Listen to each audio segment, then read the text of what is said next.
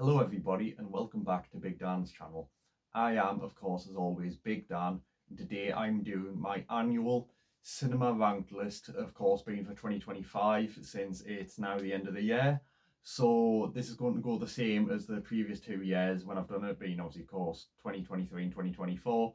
But for those of you who haven't seen the previous videos, basically I go through all the different films I've watched at the cinema this year. One or two I have done reviews for. There hasn't been many of them, admittedly, this year, just because of us wanting to change the content that I generally produce for the channel. But yeah, so I'm going to go from worst to best, as I said, on the entire list. And it'll be based off both my personal enjoyment of the film and honestly its overall quality kind of thing. It's like if it's actually well made and things like that, though, I'd say generally enjoyment does take precedent. And the only other thing that I have to mention about the list overall is that if you see a star with a black background that looks kind of like this, that basically just means it's a film that I watched at home rather than in the cinema. So, I mean, there's only like two films on the list, and it's the first two that get brought up. Will have that star next to it. Most of these I did watch actually in the cinema, but it's just in case you forget kind of thing. So that star just means I watched it at home rather than the cinema. So, with that all out of the way, let's get started. Okay, so Landon in Dead Last is a film that I know absolutely everyone watching this video will have heard about. A Minecraft movie. So just to put it simply for this, and I don't think I really need to explain the problems that I had with this because I think really anyone who's over the age of 5 with two functional eyeballs and ears can basically understand what was wrong with this film. But to put it bluntly, while it's the best cinematic experience I've had in a long time, watching it with all my friends and just cheering and laughing at this piece of absolute dookie, this at its core is just a really, really bad film. Like, I don't think I really need to explain what's wrong with it if you've seen the film, especially.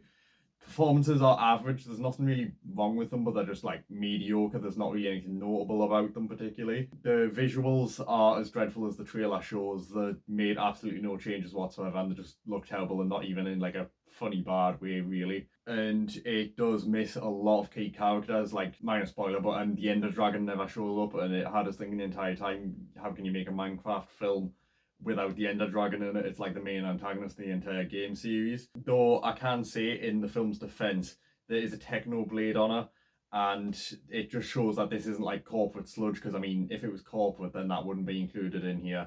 And there is the odd good reference here and there to Minecraft itself, but overall, it's just a really bad film, and I just couldn't stand it whatsoever. I don't think I ever actually want to watch it again in my lifetime. Moving on quickly after that, in 27, people may not be able to guess this, but it's Captain America Brave New World.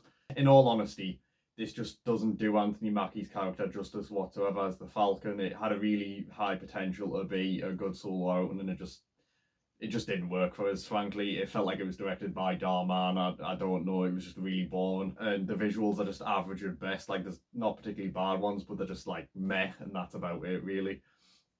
And it just feels like a terrible start to his run as the new Captain America. Though, as of today, when I'm filming this, I do know Steve Rogers is coming back in Doomsday. So, at least he is going to be returning that. Obviously, I do hope that when Doomsday comes out, Christmas next year, that it is, good. But yeah, this just wasn't very good. And yeah, at least in my opinion. Number 26, we'll have actually a bit of a hot take from me because I know a lot of people like this film, so you will have to hear us out on this one. I've put Mission Impossible: The Final Reckoning. The reason that I didn't like it was just because it really felt like it lacked that proper sort of sense of finality you want with a supposed, anyway, final film in, what is a massive, massive franchise that I do actually quite like. And honestly, just compared to the last film, it felt like it built up so much and just didn't pull it off. And the cinematography was just like canted angle after canted angle. It was just very poorly shot, in my opinion. I mean, there was the one decent shot, but some of the logic here, I know that's ironic for an action film that you shouldn't talk about logic, but just some of the logic within the film, or well, logic, just did not work whatsoever for me, and I just couldn't stand it overall, to be completely honest. And as I say, yeah, it was just nonsensical. There was like no sense whatsoever to the film, and I just really, really didn't like it. So I'm just going to move on quickly from this one. So number 25, we have Heart Eyes. In all honesty, because again, I know a lot of people had hype for it, saying like, "Oh, it's a bad film, but in the best way possible." But like, it does make you laugh at it at times, but I just didn't understand that. I feel like I missed something. Like the opening chase scene and opening scene overall is decent. Now I actually had is thinking, you know what, this could actually be a decent film and people may be onto something. But other than that, it just felt like really cringe and dull. Like I feel like it really fell off after that opening, and I could not stand the ending for life. It was just really bad, and I didn't get the hype. I just didn't get it. Moving on from that, next up we'll have Flight Risk. If anyone's seen the trailer, I think you'll know what's wrong with this one. They make what, though to be fair, I do find it funny. Like it is a bad film, but like funny bad kind of thing. It's at least an hour and a half. Like I'm being as in like in its favor kind of thing. So it is only an hour and a half, so it's not like you're wasting tons and tons of your time or anything by going to see this. But honestly, some of its visuals were just dreadful. It's got like Final Destination 3 level visuals, like 2006 level visuals, and not even like good 2000s kind of visuals in its ending. And but what can I say? Like I sat at the back of the cinema, I laughed watching it, I had fun while watching it. It was a fun time, easy hour and a half. It's just a popcorn flick, and honestly, Mark Wahlberg being bald was something I never expected to see, but it is actually quite funny. So, moving on next, and just to give a little note, from this point onwards, that's the bad films out the way. The ones I'm about to cover now are just kind of like the all right ones. Like there's better, but they're at least watchable kind of thing. So in 23, I do have another bit of a shock because I know a lot of people like this one is Begonia. Emma Stone's performance, in my opinion, has to be the best here. Like there's not really any question about it. And she's the only one who realistically actually felt human to me. Please excuse the pun. I know the plot for this film, and I really couldn't understand like the third act. Like it just felt like it went completely off the rails, and not like some like big like wow kind of moment. It just felt really randomly put together, and I just was like, I don't get it. But I will say that pacing wise, the film did all right. Like not brilliant, just all right. Like it wasn't a slog to get through by any means. And I do really like the dark humor because I like dark humor myself, kind of thing. So it was nice to see it put on screen. I did have a good laugh when I was watching it, so that was fun at least. Moving on from that, we'll have Materialists. I know a lot of people gave this an average rating as well, and to be honest, yeah, what can I say? I followed the herd on this one.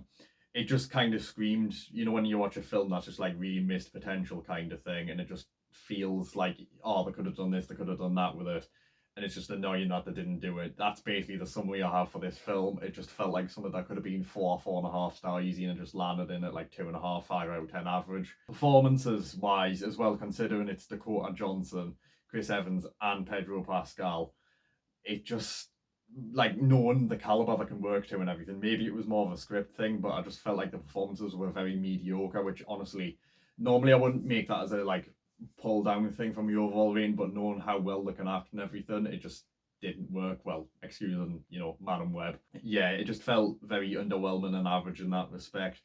And it felt like it could have been just a lot more if it was just willing to, take some risks, because I feel like they would have paid off here.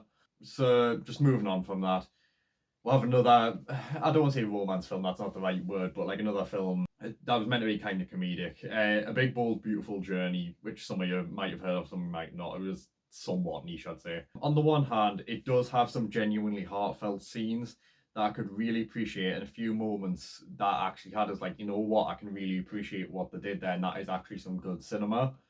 But on the other hand, as I said with Materialists, it just screamed missed potential at a lot of points. Like it could have been so much better, and the marketing is really misleading for this, because I thought it was going to be this good, like uplifting film that honestly at the time I kind of needed, to be honest. And yeah, I was just in a bit of a bad mood when I went to see it, and it just didn't pull that off. I thought, you know what, maybe this will get us out of a little bit, and it just didn't whatsoever. I just left feeling like, oh well, that was alright. Like, yeah, and as I say, just the inaccurate marketing just really didn't help it. It's not like a bold like feel good film at all or anything like that. Like it's more drama, I would say, if I was to label it as anything. Moving on from that though, number 20 we'll have The Running Man, which is one of the more recent films I went to see. While it is funnier than I expected it to be, in the film's defense, I did still enjoy it and everything, it just moved way too slow. Like I felt like it was dragging, and I felt like I was going to be collecting my pension by the time I left the cinema. It went on for, well, not went on for way too long, because I think it's only like 2 hours, something like that, correct us if I'm wrong. But it just felt like it was going on for way longer than it had to, and just I don't know, it felt like there was a lot of things included that just didn't need to be there. Though it is almost on par with the original film, which I watched like a few weeks ago, just in preparation for this because I knew I was going to go see it. Like the original, I gave 3 stars because it's not so much a product of its time. I just didn't find it. It was another thing where it kind of felt like something was missing, as I've said with a few of the previous films, and it just felt like it lacked Edgar Wright's signature style. There's about like 2 edits in it that I was like, oh well, that's clearly him, and that's it. Like it just didn't feel like an Edgar Wright film, basically. Maybe I'm being harsh in that respect, but yeah, that's all I can say for it. Next up, we'll have one of the first films that I watched this year, and one of the only reviews I've actually done for a film this year, in the form of Nosferatu. Now, I can see why people like this for its gothic aesthetic and the themes, and I don't dislike it by any means. It just dragged a bit too much for us. And I will say I did like Bill Skarsgård in particular, in his creepiness. I just wish that they kind of gave him more screen time, though I can see similarities between like the remake and the original sort of films because I have watched a few of the like ones from the past sort of things, so there is similarities. It just didn't feel like it sent too many punches kind of thing, you know what I mean? Next up at number 18, we'll have The Brutalist, which I know is going to be like a massive shocker and make you want to turn off the video probably if you've seen this film, but again, please hear me out for this one. I really do feel like I missed the hype, as I said. Though to be fair, thinking back to it, I can think of a few more positives I have now that I've went back, and it was actually a talk that the cinematographer for this film was at a little while ago. So that was, much appreciated by me. The camera work, in my opinion, was just kind of awkwardly executed and done overall, if that makes sense. But it did have some moments where it shone. And I thought Adrian Brody was a decent performance, even though there was the whole, AI scandal with his accent and everything.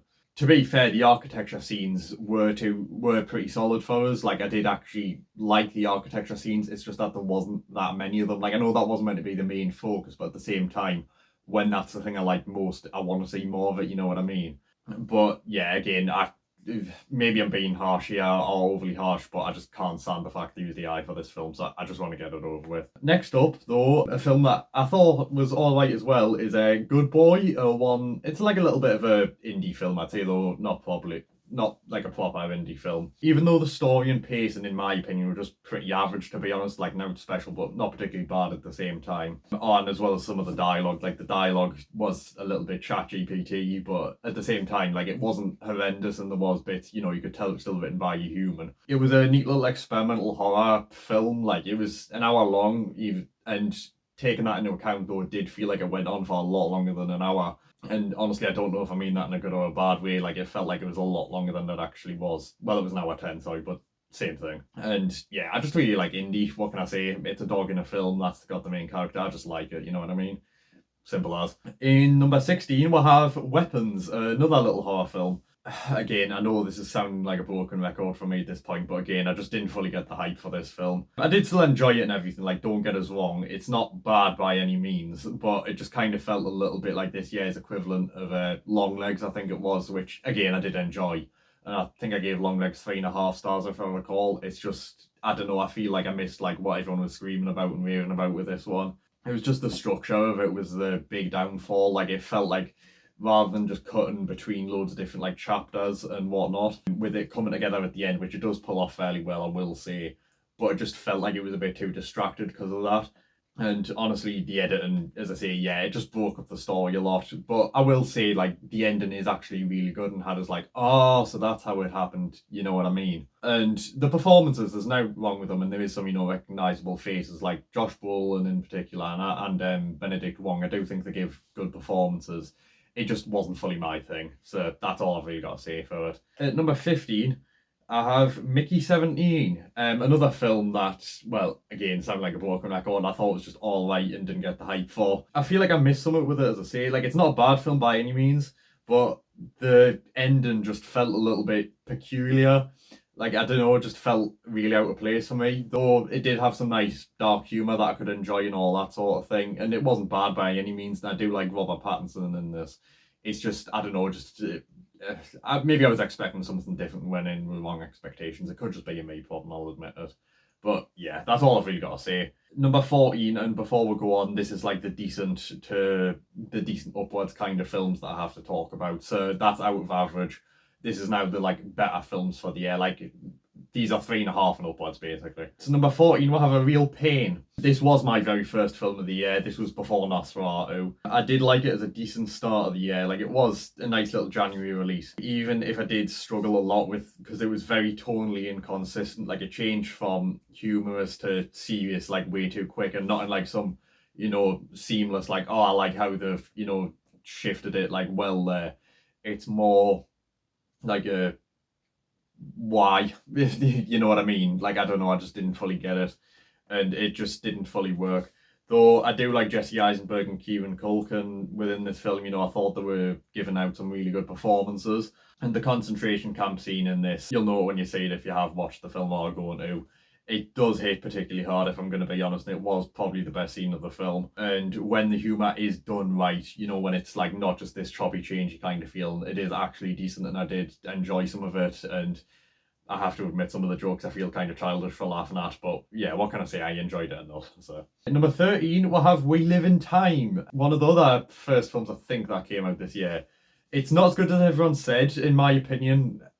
Repeating myself again, but I still found it to be like a charming film with some, decent performances from Florence and Andrew. I say that like that two of my best friends, but the ending does hit like a freight train. Like, it wasn't 4-star by any means or anything like that. It's not something that had us going wow or anything, but what can I say? I enjoyed it. Next up is one of the more recent films that came out this year, Tron Ares. As someone who hasn't seen either of the previous two Tron films, the original and Legacy, I think the second's called, I did kind of worry that this wouldn't be a film that I'd be able to enjoy and properly appreciate. I know you should watch prior films first before seeing a sequel and everything, I totally agree. But thankfully I did do a quick Google search, and after I found out it was standalone, it did make us feel at least a little bit better, and I've still enjoyed it, even though even though those references to the previous two films, or at least I think are references, again, I can't say for certain, I did still find the film, fairly enjoyable and all that. And I have got to say, the first half, it does suffer from some weak pace, and like, it does really drag kind of thing.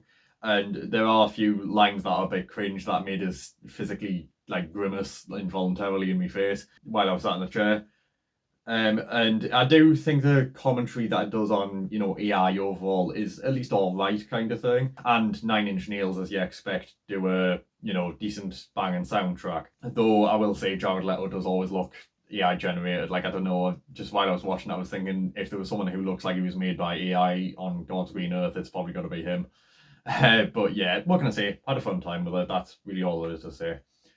Next up at number 11 is The Naked Gun. Honestly, this has to be one of the funniest comedies I've watched in quite a while, if I'm going to be completely frank about it. And while the film does get a bit too ridiculous at times, like, there is certain parts where I was like, okay, the ridiculousness is good, but you've went like a little bit too stupid there. It did have me in the whole screen like absolutely dying from laughter, and I think honestly, if there's one film out of this decade so far, as in like the 2020s, that's been like a proper good comedy that we've missed, it's got to be this one. It was so funny. Like, seriously, I'm not kidding. Moving on, number 10, we have Thunderbolts, the actually good Marvel film that came out this year, at least in my opinion. So while the old Marvel stuff, like Phase 1 through 3 is definitely still better, at least in my opinion, and it has been a while, okay? There are definitely semblances of it that are coming through here when I was watching it, and I've seen this film, I think, like 3 times now. I rewatched it twice. What can I say? I did kind of enjoy it, even though it's still only 3.5 hours. And I did like how what they get out of that old Marvel is the comedy is good, and it doesn't like undercut any of the serious moments. It's not like stupid jokes like you had in, I don't know, Thor Love and Thunder, for example, which like just undercut the whole scene and that kind of thing. So, it is decent that it manages to pull that off well. Though I will say that marketing wise rather than film wise, say what you will, I do wish they'd stop pushing them as being like the new Avengers, as they call them, kind of thing. Like, I don't know, it just really didn't work for us, and it felt like they were trying to force it way too much in the market, and it's like, I just wish they'd let them be their own thing, if you know what I mean. Like, rather than just some kind of like meme that almost feels integrated into the film. And as much as I can appreciate the mental health messaging, just, I don't know, some of the execution of it wasn't the greatest in my opinion. Like, don't get us wrong, I do think it's important to have it there, and I do think it's a good thing to include in your film. It's just didn't work for me, kind of thing. But yeah, they just really failed at the show don't tell structure with the mental health messaging. But other than those like minor problems, or well, relatively minor, I did actually quite enjoy this quite a bit, and it has probably got to be one of my Marvel highlights of this year. So moving on up from that is the last 3.5 star film, Companion, which I covered relatively early at the start of this year, and I remember I initially had that at 4 stars, and I've dropped it down a little bit because just on reflection, I don't think it was quite 4 star worthy, but still enjoyable. For a film that could have easily ended up as popcorn fodder, it's the same stuff I said in my review. It did manage to have some actually good ideas that it explores well, at least in my opinion. I did like that they went into some of them. And yeah, it does have some cringe and minor plot holes that I just was like, that doesn't work great. And like, I get it was kind of intentional, but at the same time, I just couldn't really stand it fully, to be honest. But there are some decent kills here to compliment, like the great pace and then just honestly, just like the pure fun nature of the film. Like, it doesn't have to be too serious, you can still enjoy it. Like, as much as I said, it wasn't meant to be like popcorn fodder, it kind of was and wasn't at the same time, but I still appreciate it. So what can I say? Moving on up, so from now on, we're in 4 star territory, so like the best films of the year. Number 8, we have Wake Up Dead Man, the new Knives Out film, which was actually one of my last films of the year, and I think might be my last film of the year actually. So I think this is the most recent. Although I do appreciate the first two more, and I do think the first two films are better. You can still tell that the same sort of direction and application of Rian Johnson. This film's clearly there, and it was something I did really enjoy. The pacing is a bit iffy, and the reveals don't quite hit the same as they did before. Maybe it's just a little bit of a tired formula at this point, though. Don't get us wrong, if there's a fourth one and beyond coming, I'm still going to absolutely go and watch them. There is one scene around the middle that did catch us by surprise and how well executed it was, and just kind of like how well the film took itself seriously around that, and was honestly just as funny as the original two films managed to be. And I did really appreciate this film, even though Benoit, I don't think he's in it as much as he should have been, and isn't as much as the first two. But I could still really appreciate the sort of like religious messaging that this film tries getting across. And yeah, what can I say? I did really enjoy this one. So, and it was a good way to end the year. What can I say? I had a fun time. Number 7, we'll have 28 Years Later. Danny Boyle's return to this series is honestly pretty welcome to me after 28 weeks later, which it wasn't terrible, but I just wasn't a big fan of it. There was just a lot of inconsistencies, to be completely honest. While the ending, I couldn't really get it, to be completely honest. It just felt really jarring and out of place and like just not in line with the rest of the film, for lack of a better phrase, and honestly just stupid.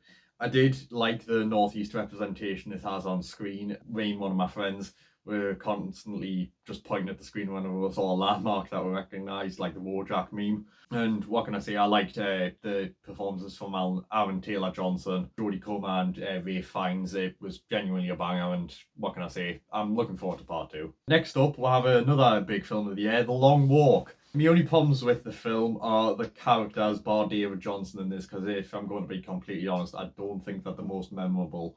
And some of the names just, well, we're reviewing this now, and it's only been like, well, 3 months now it'll have been. They're just, I don't know, I just can't see myself remembering them in the future unless I go back and rewatch this, which I do plan on doing, of course. And one really stupid decision by a character, well, one of the main ones, did make us basically scream out loud, "What are you doing in the middle of the cinema?" Well, nearly, of course, I'm not that harsh. But it did kind of make us go like this, like sort of thing when I was watching it, because it just felt really just too stupid, and I saw a few other people do the same thing. But otherwise, I did get impressed with how this, well paced it was, considering like, it's well, not repetitive, but it is a bit of a samey story. Like, I was surprised that I didn't just kind of feel repetitive, and it did manage to keep things, feeling fresh and changing throughout the entire film. And it felt like it was graphic when it needed to be, with an ending that I honestly didn't actually see coming. It did really surprise the ending of this, so I can also give it credit there. So yeah, The Long Walk's another great one of this year. Coming in at number 5, we have The Fantastic Four First Steps. Honestly, one of the best Marvel films I've seen in quite a while, if I'm going to be completely frank, and the best Marvel film of the year. The CGI on Reed Richards and this, Pedro Pascal's character, it's not the greatest, I can say that myself. It could have been a lot better, to be honest. It's not brilliant. And a few bits of the logic here don't really gel with us, if I'm going to be completely honest. It just doesn't feel like the logic is logicking, for lack of a better phrasing. But this has to be my favourite Marvel film of the year, as I said. Like, even taking, ratings out of it and everything, because sometimes I put, like, quality over enjoyment a little bit, as I said. But, yeah, it just felt like it had a proper sense of direction because of the post-credit scene, which I won't spoil, but just, when you used to have like the post-credit scenes with Thanos back in the day, and it felt like the films were, moving towards something. It's something that we finally, got back in this film, and I did actually quite enjoy this one. But except from Reed, the rest of the CGI is absolutely spectacular and feels like that old Marvel kind of, formula we've been missing. And honestly, when Avengers Doomsday comes out next year, which, well, of course, I'm going to review it, I do actually have a fair amount of hope for that next year. So, yeah, it should be good, hopefully, with any luck. And overall, I'd say it's a solid start to Phase 6, because in case you didn't know, Thunderbolts is Phase 5, this is Phase 6 now we've got. So please, Feige, just don't screw it up, okay? Moving on from that little rant. Number 4, we'll have, while this isn't the best film of the year in my opinion, we'll have what I'd consider my favourite film of the year rather than best, is Sinners. While it does have some strange pace and in my opinion, a really dumb character decision led more by emotion than logic towards the end, that I just kind of let the film down, if I'm going to be frank. It does have a really solid scene right in the middle. Most people probably know what it is. It's the one take. And the music as well, because obviously that was going to be, was the main focus of the film, but the music, the soundtrack, and some of the visuals that it mixes with towards the end are absolutely banging, and the ending goes incredibly hard. Like, a film shouldn't go that hard. And it does have genuinely great visual effects. Like, the visuals are just absolutely stellar, like 2000s level almost, I'd say. It's really, really well done. And it probably has to be my favourite original film, like non-remake kind of thing, probably actually for the past 4 years. Like, because, not disrespected, I don't think there's ever a film that, that's particularly dreadful for film, but last year wasn't great. It's one of my least favourite years of film, if I'm going to be completely honest. But moving on from that, it's not too important. In third place, taking the bronze medal for this year, we have Final Destination Bloodlines. Now, I've always liked the first 5 Final Destination films, well, 4th one excluded from that, and for a film that could have been a cheap crash grab just, 14 years after the previous film in the franchise came out, this did actually do really well and had the kind of gore and, stupidity, like dark humour in a good way, that we've all missed for, absolutely ages with just film in general, I'd say. And if it wasn't for Sinners, this would actually probably be my favourite film of the year. But yeah, what can I say? I really enjoyed it and I had fun time, and that was why I got 4 stars. Just like, yeah, it does have like little problems, just like, I don't know, maybe like a little bit of dumb logic kind of thing here and there, but I mean, that's what this series is known for. So, I can't exactly give the film 4.5 stars, because, like, when I think of the other 4.5 star films, it wouldn't feel fair. But yeah, genuinely, it is a great, well, semi-final entry, because I know there's the 7th one comes out, I think, next year. But yeah, there is a great temporary sort of remaster of the series, we'll say rehash. That is actually my second favourite in the series after the original. And honestly, Tony Todd, rest in peace. In second place, taking the silver medal, we have One Battle After Another one of the more recent films that came out this year. I think it was October, if I remember right. If it weren't for a few scenes that I felt would have been better without the music included, like I was just watching them thinking, oh, that would have been better without the music actually. On top of the odd scene as well, that goes just a little bit too slow for my liking, that just dragged a little bit. This probably would have been 5 stars if I'm going to be completely honest. It is a really, really good film. Regardless, as I say, the pacing's pretty solid. I've never really found myself gotten bored. Some of the scenes that have the music feel almost Lynchian to us. God, rest in peace, David Lynch, from obviously start this year. There is some decent cinematography that I could really appreciate, being, hopeful cinematographer myself. The opening's great as well, by the way. Like, it literally from the opening, I'm like, okay, yeah, seems like it's going to be a banger. And it does have a great neo-western feel, like No Country for Old Men, even though I don't really like that film, admittedly. I'll not get into it. Even though I don't really like that film, it can feel similar and in a good way kind of thing. I did actually really appreciate it. And yeah, what can I say? I did really, really like this film, and it was definitely earning 4.5 stars. And last but not least, we have what is, in my opinion, the best film of the year. Drum roll, please. Superman. The only things I didn't like about this film are Nathan Fillion's haircut and some of the shots of Superman in flight. They're just, a few of them that we've seen, they look like memes and stuff like that. They were just a little bit too silly for us. Like, I get that was kind of the point, but at the same time, I don't know, it just looked a bit too dumb. But except from those, like, minor problems, this is a truly great start to the DCU. I know everyone said this already, but I honestly can see DC taking over from Marvel from now on, potentially. No, I'm not saying I'm putting Marvel out of the picture, of course, I look forward to Doomsday, but just genuinely, at least for now, this could overtake Marvel quite well. And they can absolutely do a whole lot with this universe going forward, there's no doubt about it whatsoever. And yeah, the gun really didn't miss, what can I say? So, yeah. Right, so that's all the films for the year ranked. I hope you guys have appreciated that list and stuck with it. I know it's a long one, but yeah, if you want to see the whole list, the link to it on Letterboxd will be in the description of this video. Of course, thanks for watching. If you disagree with the list, of course, please comment and, I'll respond to it as best I can. But otherwise, I hope you've enjoyed the video. If this is my last video for the year, then I wish you guys a Happy New Year. And other than that, I'm out. Peace.